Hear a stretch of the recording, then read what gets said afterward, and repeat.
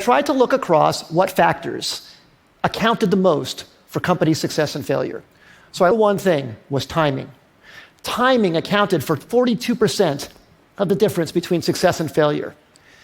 Execution definitely matters a lot. The idea matters a lot, but timing might matter even more. And the best way to really assess timing is to really look whether consumers are really ready for what you have to offer them, and to be really, really honest about it, not be in denial about any results that you see. Because if you have something you love, you want to push it forward, but you have to be very, very honest about that factor on timing. I'm really excited to share with you some findings that really surprised me about what makes companies succeed the most, what factors actually matter the most for startup success. I believe that the startup organization is one of the greatest forms to make the world a better place. If you take a group of people with the right equity incentives and organize them in a startup, you can unlock human potential in a way never before possible. You get them to achieve unbelievable things. But if the startup organization is so great, why do so many fail? That's what I wanted to find out. I wanted to find out what actually matters most for startup success. And I wanted to try to be systematic about it, avoid some of my instincts and maybe misperceptions I have from so many companies I've seen over the years. I wanted to know this because I've been starting businesses since I was 12 years old, when I sold candy at the bus stop in junior high school, to high school when I made solar energy devices, to college when I made loudspeakers, and when I graduated from college, started software companies. And 20 years ago, I started Idealab, and in the last 20 years, we started more than 100 companies, many successes and many big failures. We learned a lot from those failures. So I tried to look across what factors accounted the most for company success and failure. So I looked at these 5. First, the idea. I used to think that the idea was everything. I named my company Idealab and how much I worship the aha moment when you first come up with the idea.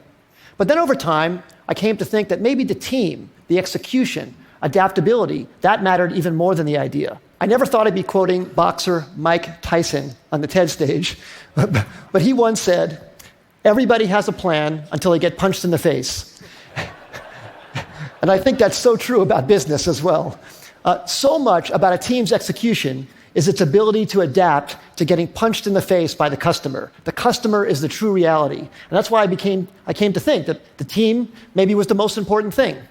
Then I started looking at the business model. Does the company have a very clear path generating customer revenues? That started rising to the top in my thinking about maybe what mattered most for success.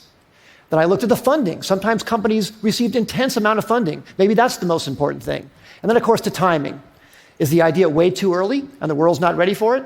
Is it early, meaning you're in advance and you have to educate the world? Is it just right, or is it too late and there's already too many competitors? So I tried to look very carefully at these 5 factors across many companies. And I looked across all 100 Idealab companies and 100 non-Idealab companies to try and come up with something scientific about it. So first, on these Idealab companies, the top 5 companies, CitySearch, Cars Direct, GoTo, NetZero, Tickets.com, those all became billion-dollar successes. And the 5 companies on the bottom, Z.com, Insider Pages, MyLife, Desktop Factory, People Inc., we all had high hopes for, but didn't succeed. So I tried to rank across all of those attributes how I felt those companies scored on each of those dimensions. And then for non-Idealab companies, I looked at wild successes like Airbnb and Instagram and Uber and YouTube and LinkedIn, and some failures, Webvan, Cosmo, Pets.com, Flues, and Friendster.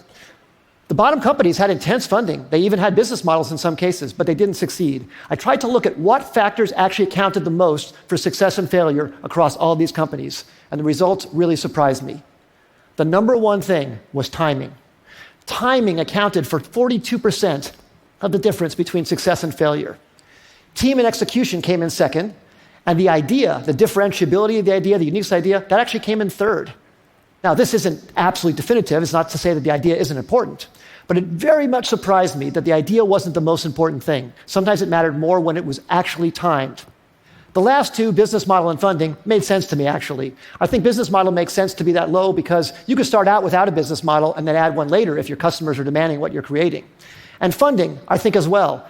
If you're underfunded at first, but you're gaining traction, especially in today's age, it's very, very easy to get intense funding.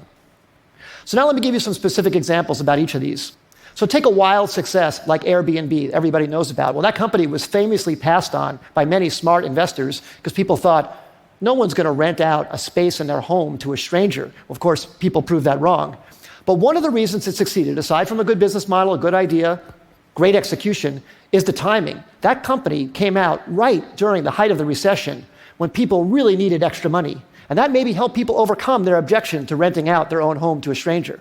Same thing with Uber. Uber came out, incredible company, incredible business model, great execution too, but the timing was so perfect for their need to get drivers into the system. Drivers were looking for extra money. It was very, very important. Some of our early successes, CitySearch came out when people needed web pages. GoTo.com, which we announced actually at TED in 1998, was when companies were looking for cost-effective ways to get traffic. We thought the idea was so great, but actually the timing was probably maybe more important. And then some of our failures. We started a company called Z.com. It was an online entertainment company. We were so excited about it. We raised enough money. We had a great business model. We'd even signed incredibly great Hollywood talent to join the company. But broadband penetration was too low in 1999, 2000. It was too hard to watch video content online. You had to put codecs in your browser and do all this stuff. And the company eventually went out of business in 2003. Just 2 years later, when the codec problem was solved by Adobe Flash, and when broadband penetration crossed 50% in America, YouTube was perfectly timed. Great idea, but unbelievable timing. And in fact, YouTube didn't even have a business model when it first started. It wasn't even it was certain that that would work out. But that was beautifully, beautifully timed. So what I would say in summary is execution definitely matters a lot. The idea matters a lot, but timing might matter even more. And the best way to really assess timing is to really look whether consumers are really ready for what you have to offer them, and to be really, really honest about it, not be in denial about any results that you see. Because if you have something you love, you want to push it forward, but you have to be very, very honest about that factor on timing. As I said earlier, I think startups can change the world and make the world a better place. I hope some of these insights can maybe help you have a slightly higher success ratio and thus make something great come to the world that wouldn't have happened otherwise. Thank you very much. It's been a great audience.